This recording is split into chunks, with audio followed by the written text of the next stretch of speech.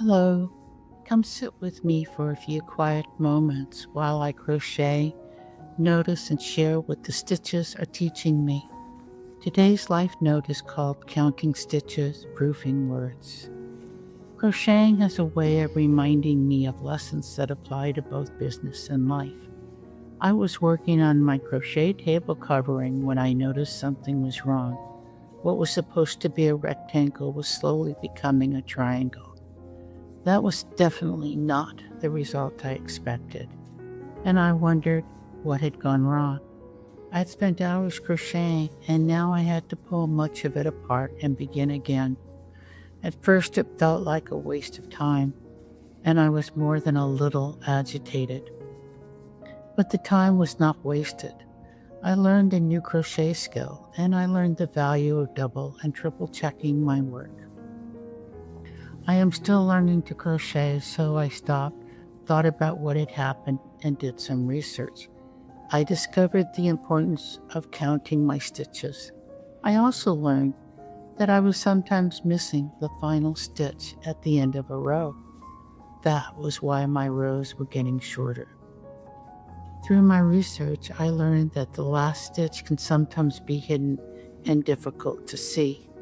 That made me feel a little better, because missing that stitch is a common beginner's mistake.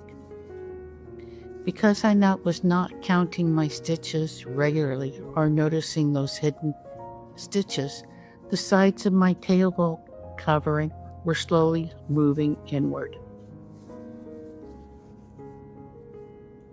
By watching YouTube videos, I discovered a simple step I had been missing: placing a stitch marker at the first and last stitch of every row.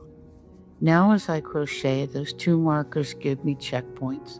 They show me where each row begins, where it ends, and whether I'm still creating the shape I intended. And now, my rectangle has straight sides.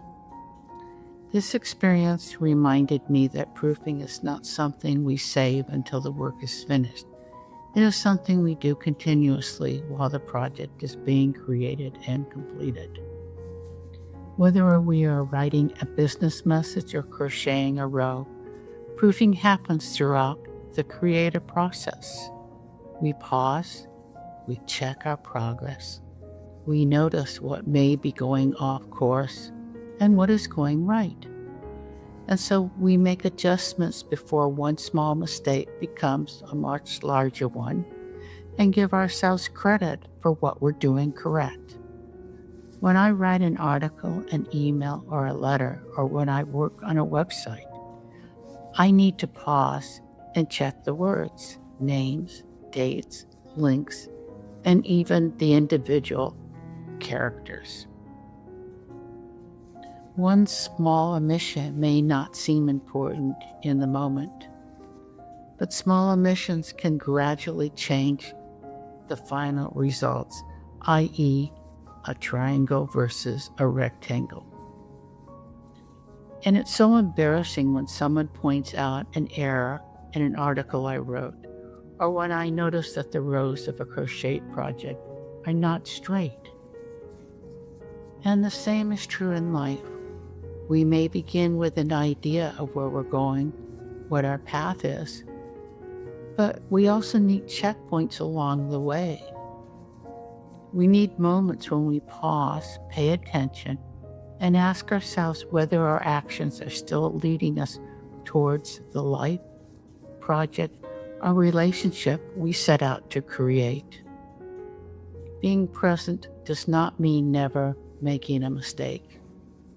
It means noticing when something has begun to shift and being willing to make an adjustment.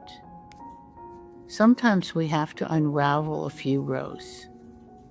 Sometimes we have to rewrite a sentence.